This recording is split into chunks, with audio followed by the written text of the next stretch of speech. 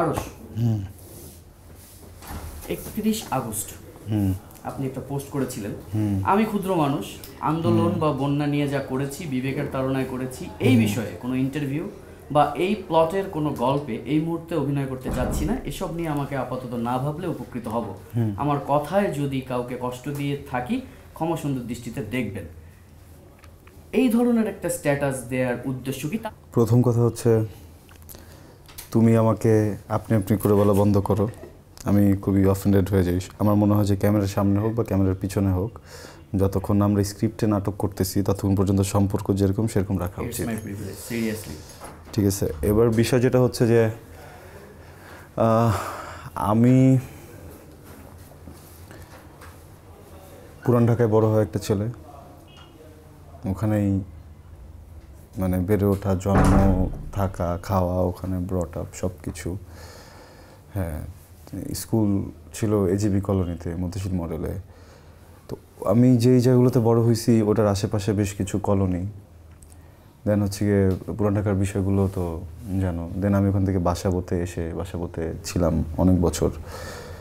এগুলো না আসলে ধরো সোসাইটি না, এগুলো সেক্টর না, এগুলো হচ্ছে মহল্লা, গলি। হ্যাঁ, ভূতের গলি, প্রেম গলি, এই গলি, ওই গলি, মিষ্টির গলি।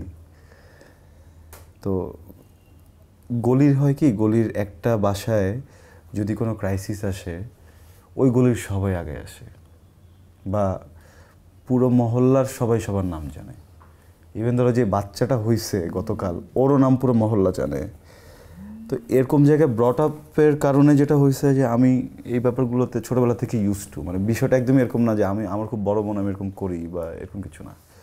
বিষয়টা হচ্ছে যে আমার বড় হয়েছে এইভাবে। তো তুমি যদি হঠাৎ করে ভিডিওতে দেখো কেউ কষ্ট পাচ্ছে, কেউ মারা যাচ্ছে, ভিতরে খারাপ লাগে না? অবশ্যই। সো ওইটার জন্য কি ওটা উনি পরিচিত হইতে হবে নাকি? তার মানে ভিতরে খারাপ লাগে মানেই হচ্ছে গিয়ে কোনো না কোনোভাবে, যেহেতু তুমি মানুষ, সেও মানুষ, there is a big connection. ওইখান থেকেই জাস্ট মুভ করা।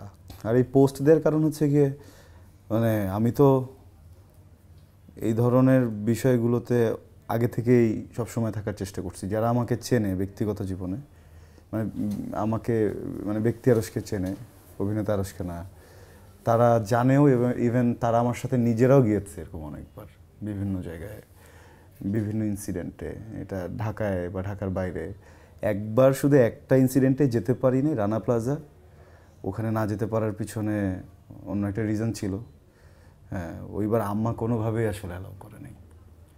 হ্যাঁ, তখন বয়সটাও মানে অতটা ম্যাচিওর ছিলাম না যে ইয়ে করে যাব, ফাইট করে যাব। আর আমাদের পুরান ঢাকা বা ওই অঞ্চলের একটা ইয়ে আছে যে মারা একবার একটা কথা বললে মানে বাবার গায়ে জ্বর। ওই কথা এদিক ওদিক করার কোনো সুযোগ নেই।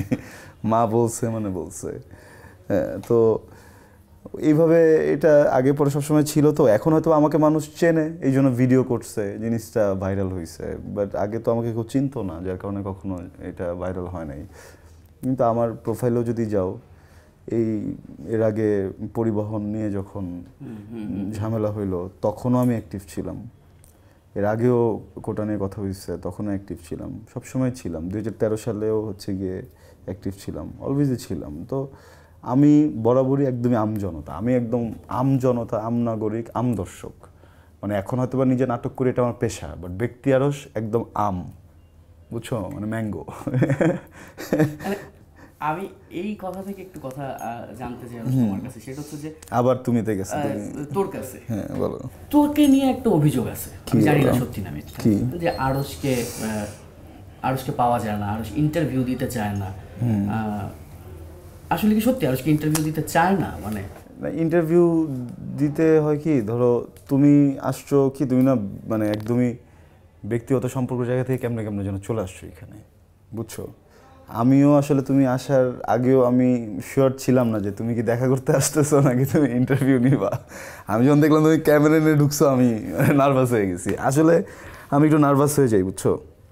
এই মানে অ্যাক্টিংয়ের বাইরে স্টিল ফটো তুলতে গেলে, যে স্টিল ফটোগ্রাফার যারা আছে আমাদের পোস্টার টোস্টার করে, ওদের সামনেও একটু ছবি তুলতে নার্ভাস হয়ে যাই। ইন্টারভিউ দিতে আসলেও তো মানে গোছায় টোছায় বলতে পারি না, কী কী যেন বলি, ভাইরাল হয়ে যায়, আরেক ঝামেলা।